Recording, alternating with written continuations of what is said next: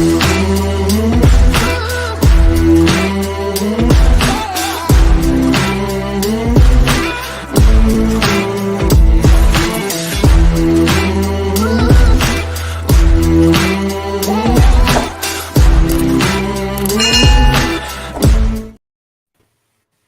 what's going on? What's going on, everybody?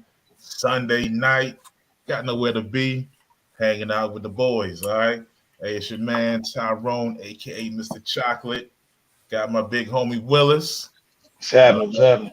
What's happening? I got the big homie Baylo the Great. What's happening with your boys? All right, all right. Hey, man. So we got a couple of things to jump into, man. So first off, as we all know, y'all know what time it is. It's February, right? And we got boom. Oh shoot, Black History Month is that time of year. All right. So, and just jumping off, man, what are you guys' thoughts on Black History Month? Y'all got any takes on it? Any thoughts? You know, what you think about it, Willis? I mean, I think it's the way, and I'm not the only one. The way I grew up, Black history was just ingrained. Like we lived it. So it was kind of like when Black History Month came around, we just continued on what we were already doing. As far as I'm going back to like grade school and all that. Yeah. And then even high school, it was just like we just continued on what we were already doing. So enlightenment is always great, you know what I mean? And if because to me, I'm surprised how many some of the facts that I just know and and Baylo knows, a lot of people don't know or they're not familiar with. So when one of the beautiful things is enlightening somebody on something historical that Black people have contributed to or were the actual part of, in America. So as far as the whole month is just like, just continue on, live how you living, and then just, highlight even more if that's what you feel like you need to do. Okay. Baylo, what's your thoughts on Black History Month? Although we get 1 month for Black History, Black History Month, the month by itself really doesn't mean anything to me because Black History to me is 365, 24/7. So it doesn't change. I mean, we recognize it for 1 month, but to me, Black History is every day because I am Black History. Every day I wake up, I'm making history. So and people don't realize, when you grow up in the community and you're surrounded by only Black, you don't know how powerful your history is. So you step outside of your race. Mm-hmm. What that means is like, myself, all of us are veterans. So at some point in time during our career, we were the minority. Well, ain't no some point in time, 99% of the time, we are the minority. And people will try to they will try to write a narrative about what our history is. They will try to downplay it a lot. But then when you know the facts and you can challenge their assumption or their narrative, either one or two things happen. They become defensive and they push back, or they immediately feel some type of okay, now I feel bad because my people were this bad. Yeah. Or they even try to rewrite the history. Yeah, man, it's a lot of that going on. It's a lot of like, I know that some people get salty about Black history, and they're like, oh, why? It was a congressman I saw somewhere that said, why does one race get history? But I think, man, everybody should be highlighted because we've been the minority. Our story's kind of been pushed under a little bit. And so, I think it's good to highlight things, man. But all year round, man, teach your kids about history. I'm a big fan or advocate of, I'm more of a kind of a Pan-Africanist myself. I believe in, I support everybody across the diaspora, man, in all countries, the motherland, here and abroad, so, the history is broad, man. So with the global majority, globally, here with the minority, man, I see us as the global majority. And so it's good to show. I'll give you an example, man. I don't know if you ever been to Jordan. But when I was in Jordan, I talked to a sheikh there, and he schooled me a little bit. Mm. He literally hit me up. He said, you're from your ancestry is from Africa. Am I not mistaken? I'm like, yeah. He said, you're the first. I said, yeah, I know we the first people. I get that. I know we the first people. He said, no. You're the first for everything. I said, explain yourself. He said, without you, there is no me. Mm. Okay, now he hit me with something. He said, everything this world is right now is because you took the first step. Yeah, it's true.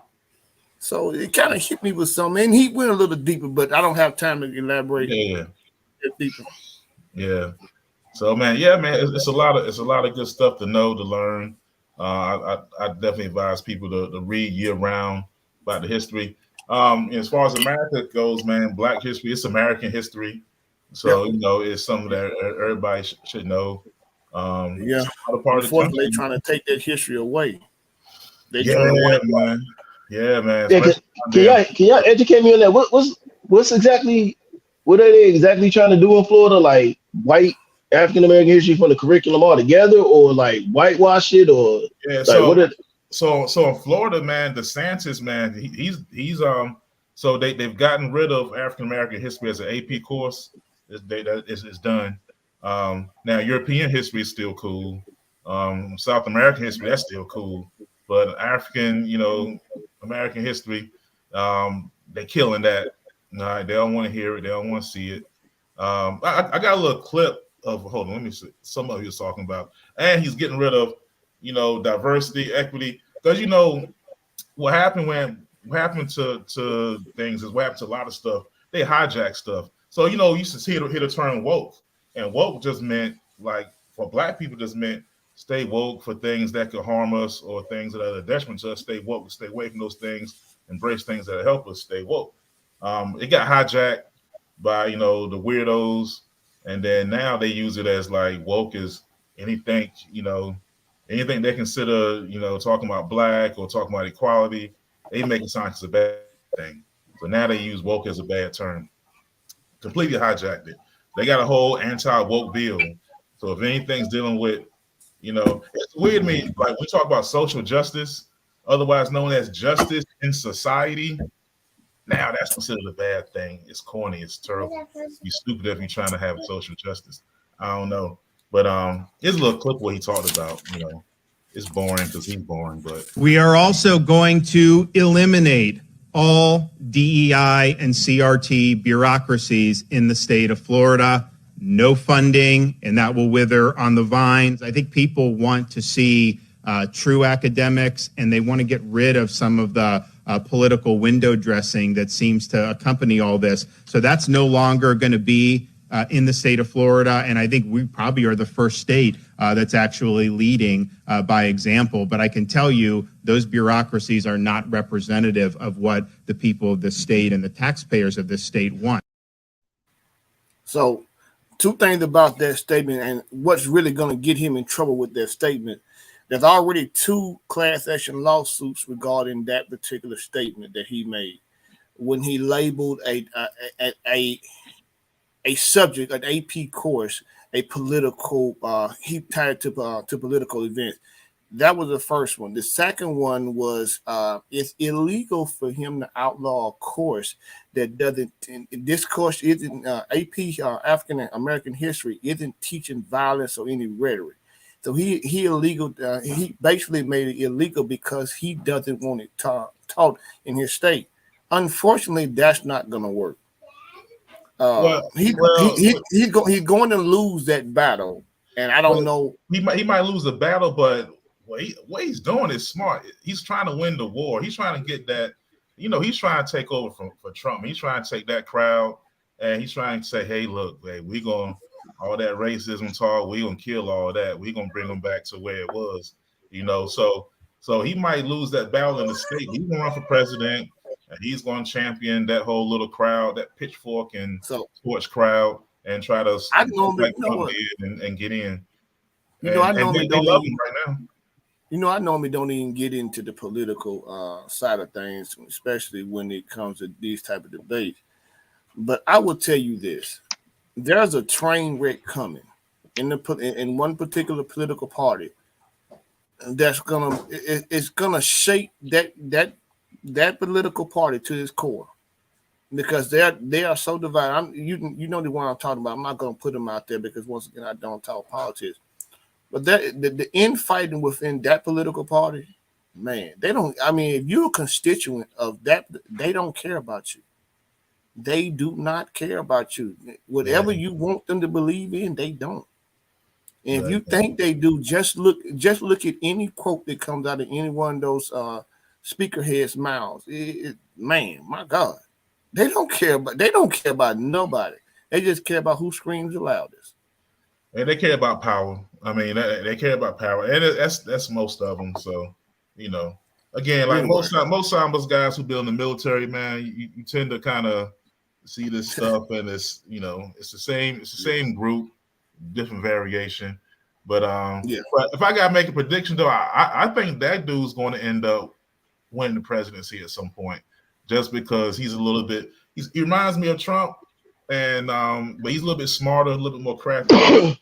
He's real heavy-handed with his how he rules, but he's gonna hit those social topics that his party likes. He's gonna try to ignore racism. He's gonna be anti-gay and all that stuff that they tend to like to do. And he's gonna use that social stuff, and they're gonna vote for him. I believe if I had to make a prediction, just from an outsider's prediction, I ain't too emotional about it either way, because I'm gonna make my money no matter who's in the office.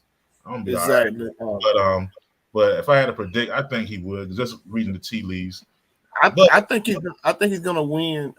It may not be in 2024, but I think he's gonna win the presidency. In time. Yeah, that's just real talk because once again he speaks to a segment of our community right now that believe wholeheartedly in what he's going for. Yeah.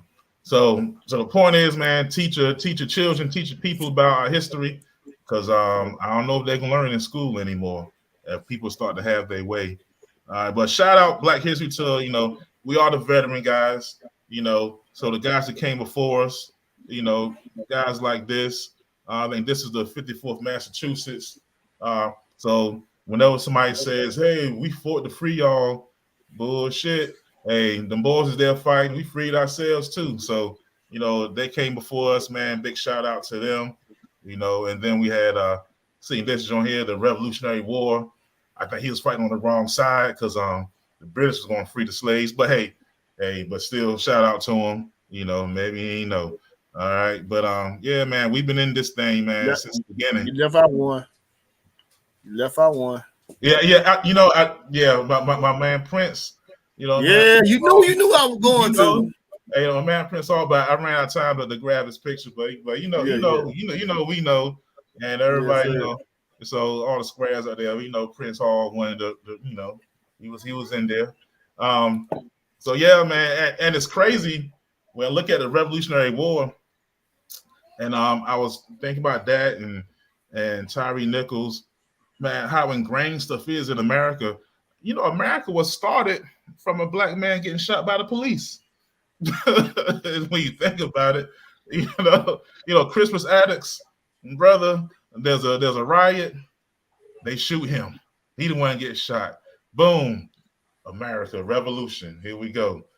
So when you look at this police stuff, man, it's kind of ingrained. It seems like within the history of the country. So I know you're down in Tennessee, Balo, out in Memphis. It's been a hot topic the past couple of weeks now, man. Tyree Nichols gets beat up, killed by the police. And the crazy thing, which I don't think is crazy, because I know how this goes, they were all Black. And so that's why when people always talk about we need police that look like us in the community, I've always said, we need good police. Because just because you got Black police in the community does not mean they're going to be good police. Wills, we had one in Elizabeth City that was body slamming people left. RoboCop. Boy, RoboCop, Black as midnight, will beat the hell out you, boy. Were you at when we had that big old town hall about? He was one of the main subjects. Like it was crazy around there for a while. Right, and so that's why when we look at police brutality, I don't look at color like that, man, because it's a power structure thing. But I do think, like, if you're an asshole and you're a cop, you know, who are you going to beat up? You're going to beat up the people who you think you can get away with it. I don't think it's always racism per se. It's just you feel like, you know, you beat up a white guy in the nice part of town, he might got some influence. You got to worry about what might happen from this. But you beat somebody up in the hood, you know, they feel like, you know, it would be okay. But what's y'all's thoughts on it, man? What you think, Baylor? So one thing about, and this pretty much go with every sector of society. I think when you, first of all, every teacher, every civil servant, teachers, whatever you want to know, they're all underpaid. So typically when you underpay a sector of society, you get the lower tier product. So if you want to if you're expecting high quality from the bottom of the barrel product, then you're failing yourself. Cops are underpaid. So typically you get the dudes who were punks, who were suckers in high school. They were fuckboys in high school. So they used to get picked on, used to get whatever. So now you give that dude a gun. Now he walk around with an S on his chest because he's looking for confrontation. No matter the skin color, they looking for confrontation. Yeah. So when they hit the streets, it don't matter if you red, white, blue, green, black, white. They try, hey, look, if you look like suspect or you look like you scary, they gonna get you. That's just the type of suckers they are. The second part of that is the good cops that are in these police precincts. Either you scared to say something, or they pay your ass off not to say anything. You know better. It's part of that thin blue line. See, I'm a type of this. I've been deployed 6 times. I've been in probably 1,000 combat engagements. Every time I fired my weapon in combat, I had to be accountable for every round that came out of my M4, every round that came out of my 9mm, every round that came out of that 40 cal. I was accountable for every freaking round that came out. You know what happened after that? There was a CID.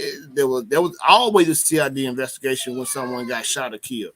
There's always somebody come behind you when you do that DA Form 30, that sworn statement. That when you fill out, they corroborate and all that stuff, and they make sure when you fill it out, especially when someone dies, when they fill it out, they corroborate all that, so they make sure it's in alignment. So if I'm, this is what get me about cops. This is what really get me. I'm a soldier in a foreign country, and I'm held more accountable than a cop walking the streets in my country. Yeah, that's always been crazy to me. Like we have a whole ROE before you go out, and that's like you can't. I remember one time we was about to go out, and that was like, hey, they're little kids that they're shooting the vehicles with BB guns, leave them alone. You know what I'm saying? Yeah. And it's like, okay, all right, cool. And it seems like these guys are just, they get out wilding out, man. I don't understand it, man. But I don't, but I kind of do. I think people get jaded. You stay in the hood, you see the worst of the community, and you just see everybody as dirtbags. So you treat them like that. And then, and two, I think, that this is kind of unpopular opinion among some people, but two, a lot of times you gotta, we gotta kind of know how to make it home. Sometimes you gotta act accordingly. Like I got pulled over one time, and the lady had a hand on the gun, she was squeezing it, and so I was like, you know what? I was like, boom, I was locked in. On it. I went, 10-2, brother. I was 10-2. Yes, ma'am. No, ma'am. Hey, if they get me, burn it down because I didn't deserve it. Because I act accordingly when I get pulled over. So if they ever get me, y'all can go ahead and burn it down. Last time I got pulled over, it was I was speeding, but the thing my first thought was I went live on Facebook. I'm like, if something crazy happened, everybody about to see this. Yeah, I mean that's kind of what you gotta do these days. And most of the time, I do admit, most of the time I've had good interactions with police officers. I know police officers. I got family members that are police officers. I got nothing against police officers, but Nothing at all. but if you're not doing your job right, hey, I need you out of here. I need you out of here. If you're killing somebody and you weren't supposed to, I need you to put some handcuffs on and sit behind some bars like everybody else does. That's all. That's I think that's not too much to ask. But there's a lot of agendas with this too. So when I look at these situations, there's so many different agendas that come about. So you got people who, if you notice now, these cops are all black. Oh, they're automatically animals. They're fired. They're out of there. I don't see nobody trying to defend them, which is rare. I haven't seen that with the other cases, and they are animals. They deserve to go to jail, but they're actually saying that in this case immediately, which was a lot different. Oh, man, every media outlet right now is labeling these guys as public enemy number one. Yeah, there is no this whole police. This blue line they walk. That we got each other back. No one is saying, "Hey, we got each other back." Now listen, we seen that video and it looked bad. Remember George Floyd video when that man stood on his neck and they try to say that's police procedure, man. That's the way we do things. Right. Yeah, we've seen some rough videos. They rolled with him. And we can take it on back up to 1992 with Rodney King. They whooped that man for 14 minutes. And it was always like defense. There's been a lot of things people forgot about, man. I remember one that stood out to me was Jamal Crawford. He was up in Ohio. He bought a BB gun inside the Walmart, and somebody called the police, said he had a gun. And the cops, he had some headphones in. He was getting in line to pay for the gun he bought inside the store, and they lit him up. And it was like, I remember that because I was talking to some of my friends, who a little bit less melanated, and it was like they didn't feel a thing. They were automatically like, "But what did he do wrong? He must have done something. He had to done something wrong. Like, bro, he bought a BB gun in Walmart and got shot." And like the Tamir Rice, like 2 seconds they shot him, stuff like that, man. When people don't feel a thing, man, it kind of makes you wonder what's going on with some of the people like when you're defending stuff like that. So like what? There's a guy. He runs another podcast, FNG Academy. He's a mutual friend of mine. And when he got out, he was a team guy. When he got out, he got on the law. He got in the law enforcement up in Colorado, and he's a true good guy. He's a true good guy. He's he's a white guy, and he's a true good guy. You know the reason why he's not a cop now? Because he chose to do the right thing, and he knew they were going to F him over in the long run. Mm-hmm. Now he got a successful business right now, but it was a situation that popped up, and I'm not going to talk about it because I think it's still litigation going on with him. But I remember the story that was told to me, and he fucked up a couple of cops. Mm. And if you guys know team guys, they ain't nothing to fuck with. He fucked up a couple of cops that was inside the precinct that decided to do some shady shit. He put hands on. Now, I can't say if it's self-defense or not, but where are those cops at? Yeah. That are willing to stand up to say, "Hey, you wrong, you wrong." Yeah, that's the thing. That's people say good cops who, if you're a good cop and don't say anything, I don't think you're really a good cop. I got one of my homies he just got promoted to lieutenant. He a good cop. It took him. He's getting ready to retire, and it took him this long to make lieutenant. They didn't like him because he chose to do the right thing. It's crazy. Yeah. Crazy. So speaking of other agendas, another agenda, man. So I don't know if you're familiar with this guy, Jason Whitlock. So me myself, I try not to really. I don't know. I'm not a fan. I don't mess with him like that because I feel like his niche isn't connected with me. He's like the right wing sports guy. And so he's always gonna. He's the male version of Candace Owens. Yeah.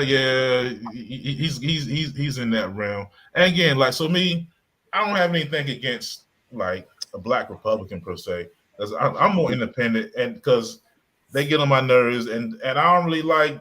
I'm not a big fan of liberals that hard either. They get stupid too. So You like me, bro. You like me.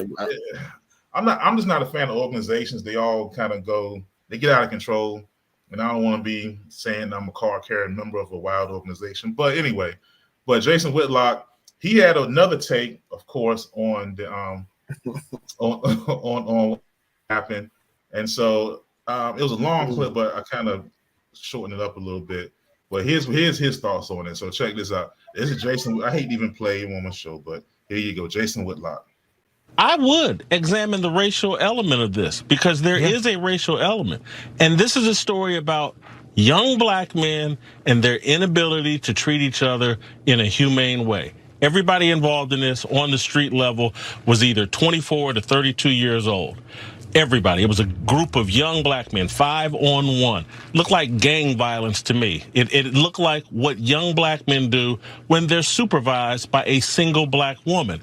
And that's what they got going on in the Memphis Police Department. They've elected or put some black woman in charge of the police force. And we're getting the same kind of chaos and disunity and violence that we see in a lot of these cities that are run by single mothers.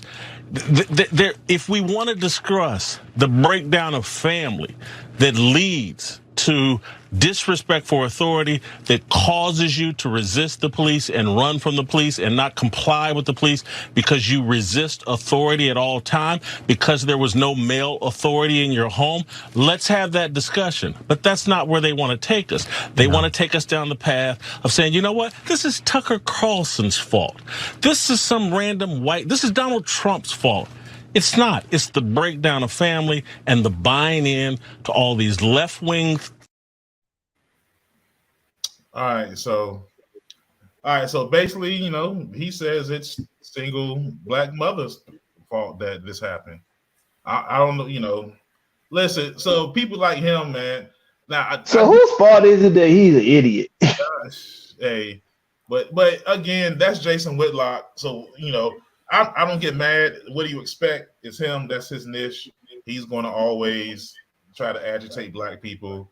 And so black people respond. That's why I was kind of hesitant to even mess with him. But it is an agenda that I see. So you got that going on.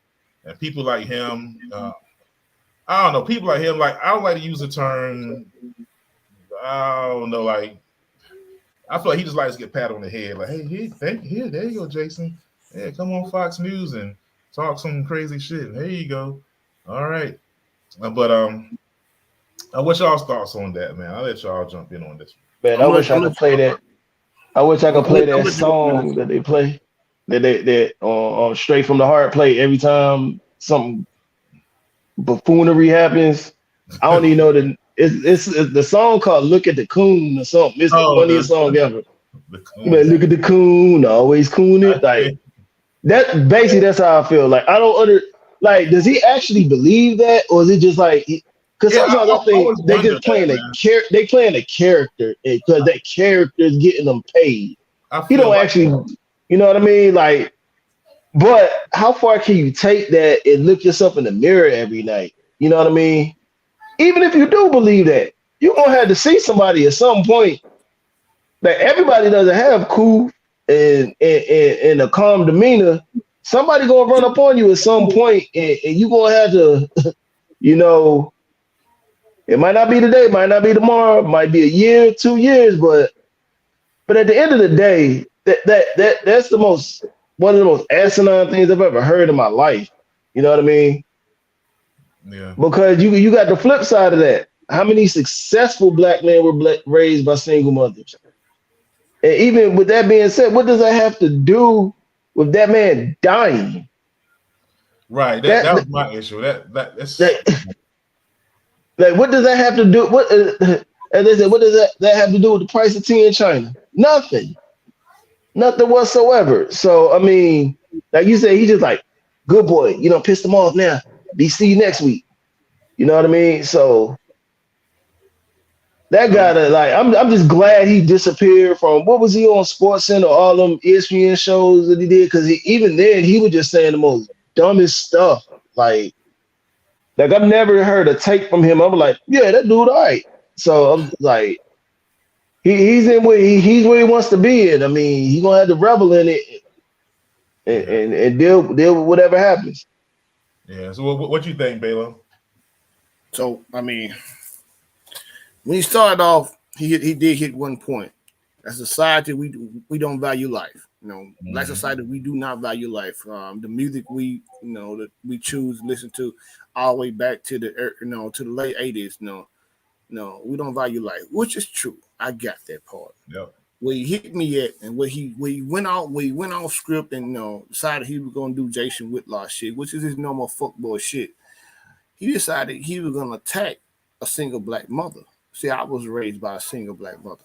I got a master's degree in cybersecurity. I'm a manager at a Fortune 100 company. I make 6 figures. I'm a disabled veteran. I got a Purple Heart, Silver Star, Bronze Star. Yeah. Damn, I guess I'm a failure too. I guess I fit in that mold too. See, that's a true fuckboy for you. I don't know what woman hurt him for him to think the way he thinks, but for him to say that and not realize the repercussion of his word. You on a nationally syndicated show, and you said that. Now every motherfucker who hear that, is gonna put credence to your vocabulary, to put credence to your statement. Anything that happens now, everybody knows Chicago is a cesspool right now. Any death that happens in Chicago, not New Orleans, y'all cities, local news station publish, somebody got shot here, there. Every race outside of ours is gonna look at it like, hey, this is gang violence. That's just them doing them. Yeah. They already thought it, but now you got a black man on TV saying, see, it's the reason why he can't get gigs on these sports shows right now. I wonder if Derek Chauvin was a single mother. Say what? Was Derek Chauvin the product of a single mother? Nah. Was some of these other cops that kill people, were they products of single mother? I'm just wondering if that's his logic, but his thing was he tried to flip it like, okay, all these cops had single moms and they don't know this is the reason. Now all 5 of them cops grew up in a household with mom and dad there. That's what the police chief, she married. Her mom and dad was married. Her husband's mom and dad were married. Still married. You attacked her, and now you feel. Now, if I'm her, I'm suing. I'm gonna juice that fool for as much as I can, because you slandered my name. I don't think she was. I don't think she's a single mother. I want to say I saw she's married. With a child, so, with 2 kids. Yeah, she might got a case on that one. She might. Oh, she got a case. Yeah, I would sue this shit. He has since come out and apologized for his state. Doesn't matter. Doesn't matter. Yeah, I ain't trying to hear that. Now listen, when the majority of my career, I served under male leadership. I did the one stint with the battalion. Commander was a light bird and she was female, and I technically wasn't under her command because I came over from a group to assist with the signal detachment, but I reported to her when what she was as well disciplined and as well and as good a leader as any man I've served under. So you can quit with that nonsense. You can miss me with that, bro. Really can. So, like you said, well, somebody gonna catch him outside. See, unlike the white guy that he in cahoots with, they gonna ain't nobody gonna whoop their ass too fast. But check it out. Check it out. What happens when he forget he's still one of us? When something happens to him, he gonna need our support. Nah, bro, I don't know you. Nah. But it happens though. You know how people kind of on that note, man, like OJ. That's thing. When I look back at OJ, it was crazy because before OJ got convicted, had the whole murder thing, I'm not black. I'm OJ. OJ was like, man, I don't know, y'all. I'm the juice, baby. I don't fool with the black man community. doing Hearst commercials, running through the airport, man, jumping over luggage and stuff.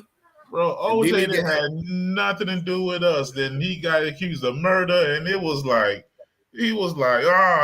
like, hey man, he was sitting right. And look, he had a Malcolm X. He had the African the chain on and everything. Bro, I don't know, man. That's kind of crazy, man. So, listen, it's not. It's not convenient to be black in America. It's not. This is not something that that's convenient.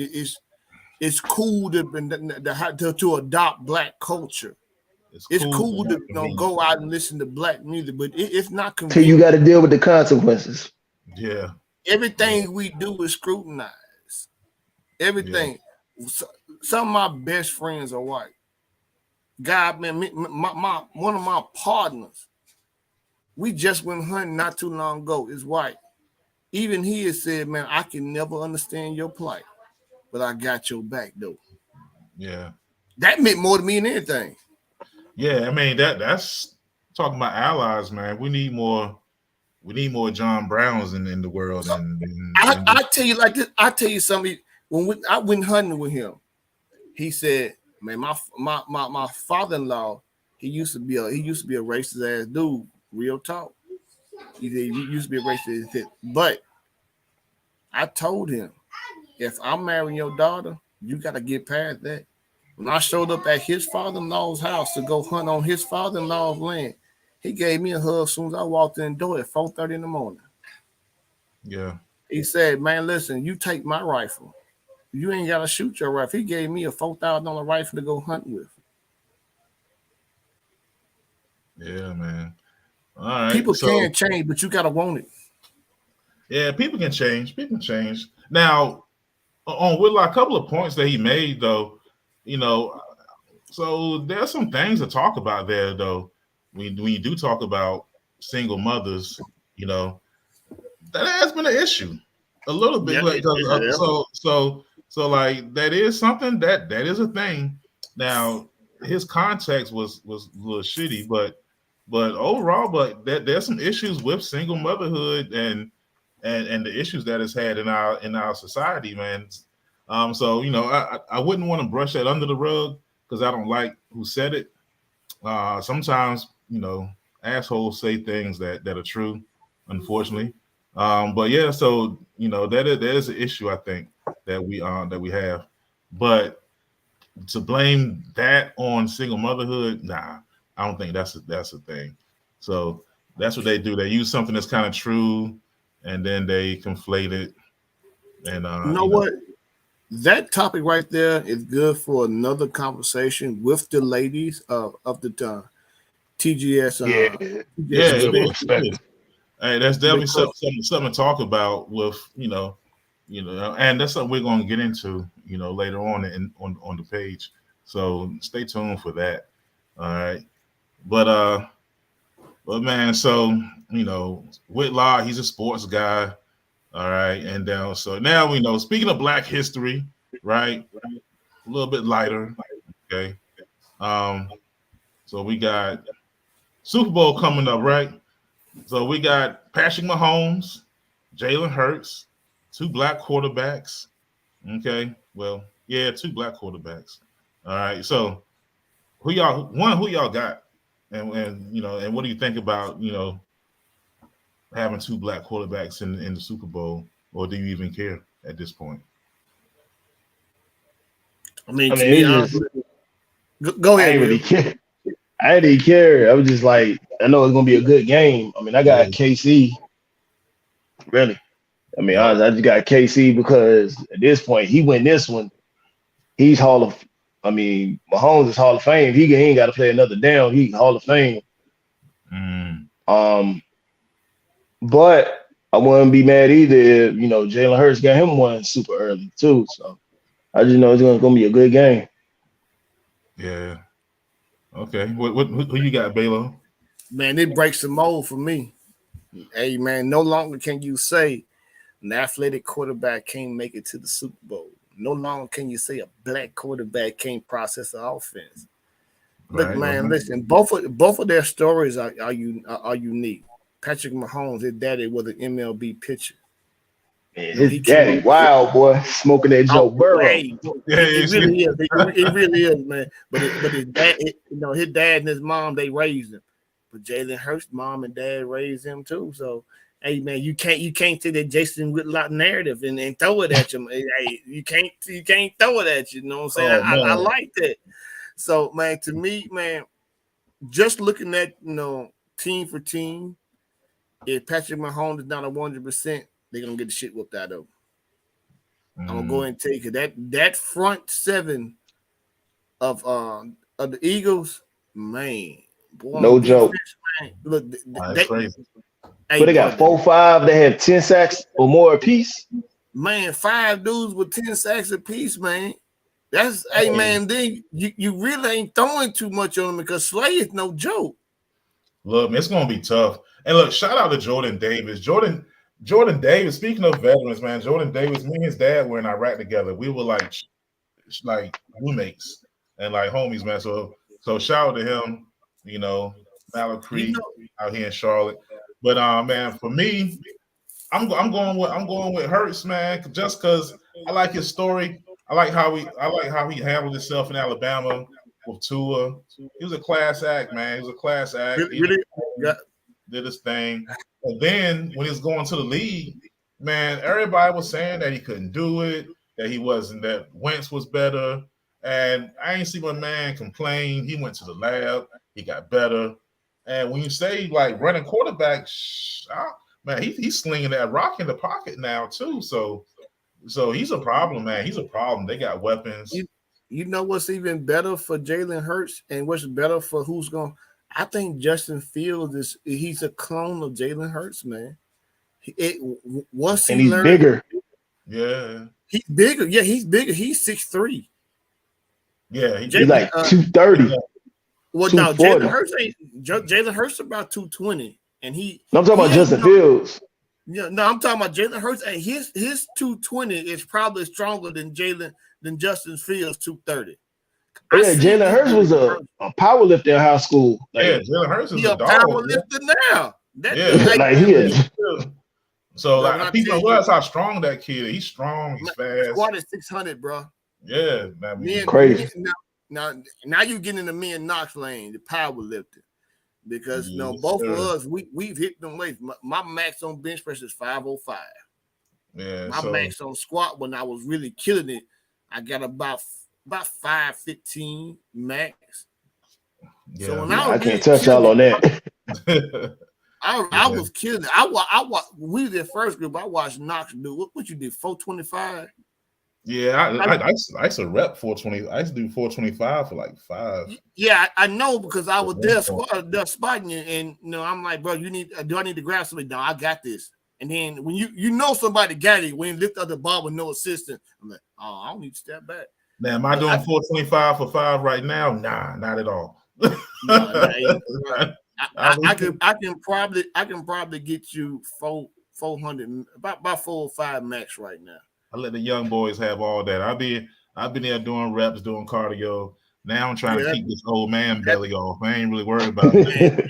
Man, look, I got a fitted sweater on right now, and it's struggling. Hey, look, man. Hey, I want abs again, but I like chicken wings. So what the hell? I don't know. Hey, so one of the homies that me and Knox know, he's a long tabber, and a friend of both of me and Knox. And Will, you might have got to meet him, and he was my mentor. His name was Christopher Shaw. Shaw was cool. When you talk about guys who impressed me, and when it comes to black Christians, because when it comes to being a Green Beret or a long tabber, ain't too many black guys at the Green Beret a long tabber. It's more than what you think, but not we are the it ain't that many. I'm thinking back at my time. It was off the top of my head. I'm thinking 3 that I saw. You probably had Keon. I don't remember their names. Yeah. It wasn't a whole bunch of them. No. Especially when I saw them, I was like, damn. Yeah. Every time I was like, damn. So to me, when Chris, because his wife and stuff, they was in another state, so they allowed him to stay in the barracks. So that's how I got to meet him. And when I met Chris, man, anything that I wanted to learn, he taught me. He was willing to sit down and teach me. First of all, Chris was a mixed martial artist. His practice was Muay Thai Jiu-Jitsu, which is my discipline. No, I practiced Muay Thai and Jiu-Jitsu when I was practicing. So he sat down with me and taught me everything. And rest in peace. He died in combat in the Philippines. So yeah. Rest in peace to the brother, man. Yep. That guy right there, he's part of my Black history. Yeah. So just to take it back, back 360 to where we at, what Black history means to me. And it's not just him, man. There are others out there that for every time that I lost a soldier, 6 deployments, I lost a lot of soldiers, a lot of them. And then a lot of me was left in Afghanistan and Iraq, and South Saharan Africa, and everywhere else we went. Yeah, you definitely come back a different person, bro. People don't realize. It's just you come back. That's where I got to where I couldn't do anymore, and I got out. I was supposed to go to Afghanistan, and it was time for me to re-up. And I was like, I remember my daughter was like old enough to remember, like to know I was gone. And I couldn't do it. Like I was thinking about like the ceremony leaving and her grabbing my leg.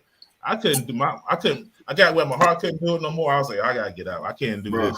You know what ended? You know what ended, man? September 11th, 2008. Yeah. I don't remember shit from the day. What I remember was waking up on the back of a Black Hawk and I couldn't feel my legs. Yeah, so that was the beginning of the end. I held on. I rehabbed so hard that I ended up hurting myself even worse. But I was hiding a secret, man, because I couldn't remember shit, man. I couldn't, like, literally, somebody would tell me something. If I didn't write it down, it was done. And when I went and had another MRI, and they said, you got scarring all over your brain. That's really, you can't. You're never gonna be remember shit. I'm like, you bullshit. And they said, don't write this down, and I'm gonna call you. They call you in 3 days. Like literally in 3 days, I got a call from a number I did not know. And it was like, hey, this is Dr. Sadiq. You remember me? I'm like, nah, who the fuck are you? You're like, yeah, write down his address, come see me. So, and it was on for account, but I had to go see him. And he was like, I'm gonna show you a video. He showed me myself telling him this, and I'm like, I'm fucked. This is a done deal. Now you know me, I was trying to make Master Sergeant. I was trying to make E8 because that was my next rank. And I'm like, I'm there. I'm gonna get this. And that was it. I don't have any hard much trouble even think about E8 and nothing like that. I like to have too much fun when I was in the Army. I won't get no high rank like that.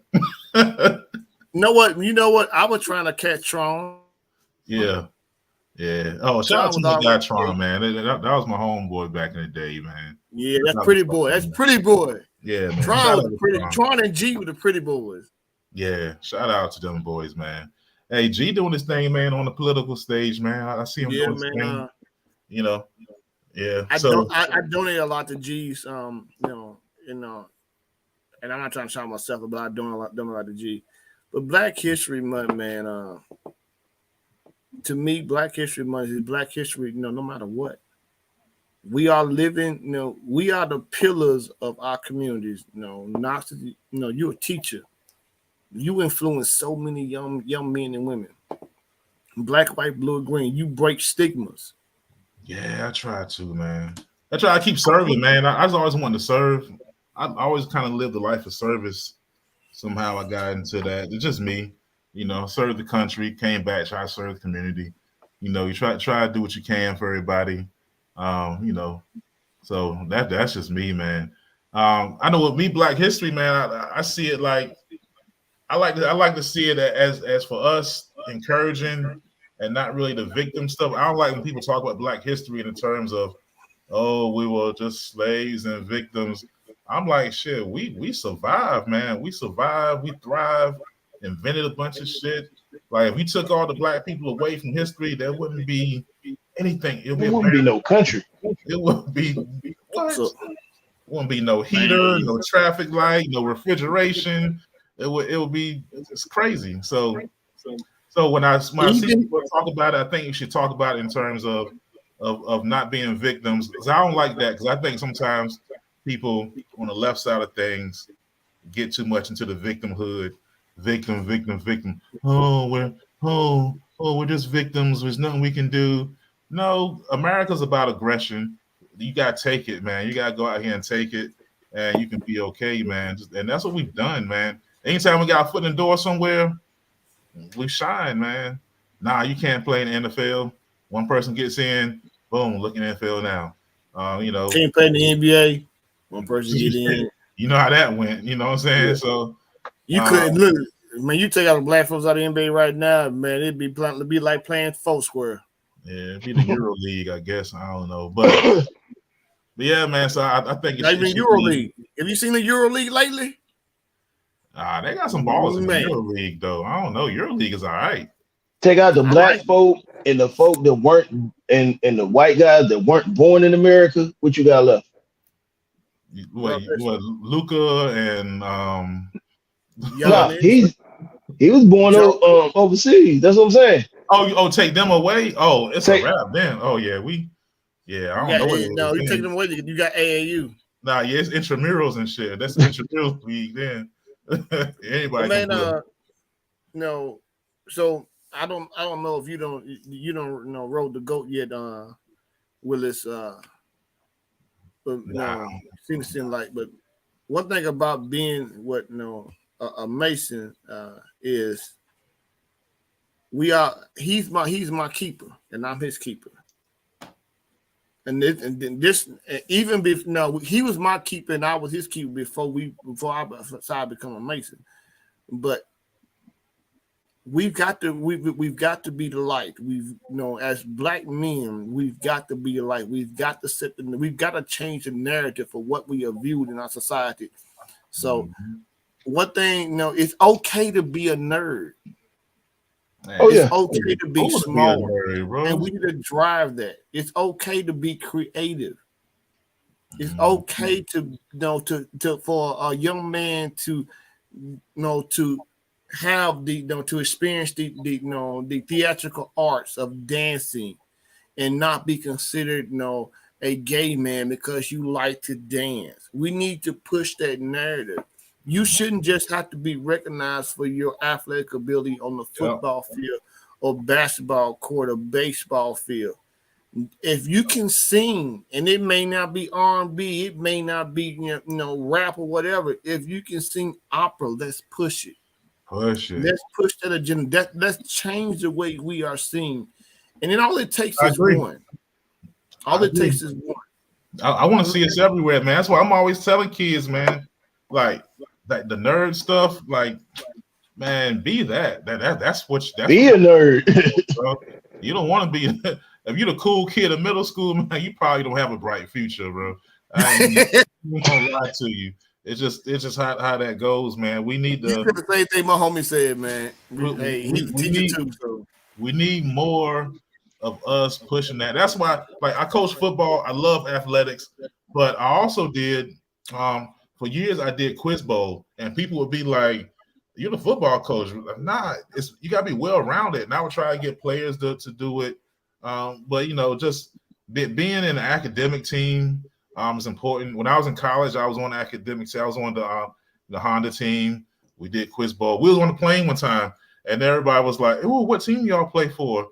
And it was funny because I looked athletic, but everybody else was clearly not an athlete. And I was like, really? Cucamonga Cracker Killers. What team do y'all think this is, man? This is an academic team.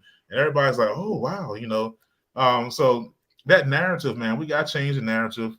Let me ask y'all a question. You brought up something that I can't say it triggers me, but it always kind of like makes me feel some type of way. So I have my master's degree, right? I went, bachelor's, went right in to get a master's. So it's like, you give your pleasantries when you're meeting somebody, And then, like, oh, what school did you go to? Like, well, I got my bachelor's from Elizabeth City State, got my master's from North Carolina A&T. And the look on it's like the look they have on their face. Like when I say I have my master's, it's like, oh, you got your like, what you mean I got my that's all I knew to do. Yeah. It's kind of like, what do you mean? Like, why are you so surprised I have a master's degree? I don't understand him. What do we? Yeah. So I didn't, for the longest, I didn't know. Now, I wouldn't respond no type of way, but I would always think about it like, should I feel like appreciative that they, like, oh, young black man got a master's, or should I be like, be offended that you're surprised that I have a master's degree? If I'm you demand that respect. How old are you right now? 40. You wasn't supposed to make it this far in their eyes. Yeah. You're supposed to be dead. By 18 or 25, that's your life expectancy. So when they challenge you, when you come and say, yeah, I got my master's degree, hey, why are you looking funny? Am I not supposed to be here to get it? Yeah. But again, that goes to we got to be the narrative. Just you being there, it pushes it forward. They got to see it. I want us to see them everywhere that they think we're not supposed to be at. Whenever I hear somebody go, oh, I'll never see black people there. I say, I want to be there. I want you to see my black ass there, and I want you to get used to it. And if you got a problem with it, then you got a problem with it. That's okay. I want it to burn, and that's okay. So we got to push the narrative, man. We got to, get out of, the norm, man, the sports, entertainment. We got to push other things, man, to these kids so they can see. Continue to push, continue to teach, continue. Look, I love the ability to speak to young men and women, no matter what race it is. But when I speak to, let's say I speak to, a group of young men and women that are, multicultural, multiracial. First of all, when I speak them as one. I don't see race. I don't see sexuality. I speak them as one because I'm going to expect the same out of each, no matter who you are. In doing so, I establish a line of mutual respect for everyone. So, I recently spoke about it's been about 5 months ago at a middle school for a friend of mine. He said, "Man, hey Bailey, come on, bro, you got to be easy on him. I know you." I said, "No, I got him." And so I walked in there and I was, I had my suit on, all the good stuff. And I said, "You see this suit, right? It's a tailored suit, tailored shirt." I said, "What you don't know about me is I have a Purple Heart sitting over my desk. I've been blown up. I've been shot. Technically, I wasn't supposed to make it. What you don't know about me, my mother raised me, said she's single. I've never made an excuse for my background. Because honestly and truthfully, I didn't know we were struggling as a child until my mother told me as an adult, because she held it down. So when y'all come to me hollering about my mama ain't done this, my dad ain't done that, you got a child. You got a choice. You can choose to fail, or you can choose to stand up, regardless of your scenario. Don't come at me making excuses. Everybody got one. It's like having a left eye. Everybody got a left eye. You can make all the excuses you want. Don't come at me with that. Stand up. That's all it is to it. Yeah. Yeah, no doubt, man. So we need more people come to speak to the kids like that so they can see. I'll come to your school, man. Come on, man. Come on. Hey, we'll talk offline. We'll get you down there. I can't pay you nothing now. You're going to have to come no. It's going to be pro bono. You know me. Hey, bro, listen. We own hospitals in North Carolina anyway. Ain't number the flight for me. Hey, it's all good then. Hey, we'll talk about that. But I think that's something that I kind of want to get into at some point. We're getting more guys in my community that does stuff like doctors and lawyers, business people to talk to these kids. They can see But some of them don't see. They just don't see that, man. They see what they see on the street. They see what they see in their family cycles, and I think it's good for them to see something different. So that's gonna be something good to do for in the theme of Black history and Black futures, right? All right. But we are at the 1 hour mark. All right. So you know what that means. It's time to get out of here. I can't replay this thing if it goes too far over. But so I'll give you some quick final thoughts. Willis, what's your final thoughts for tonight? I mean, like always, treat people well, live, love, all of the above. All right, Balo the Great, what you got for us tonight? Go ahead and get your people's piece of paper out. I know you got Nah, man. It's real simple. It's real simple tonight. Remember what you're standing for. Remember what you taught to stand for. Be a human being first. And everything else will fall in line. Okay. All right, cool. And so my final thoughts for the day: stand on your principles, man. Stand on your principles. All right. And so that's it for the night, everybody. You've been in touch with the Good Guy Experience. What experience is always good. Peace. Until next time. All right.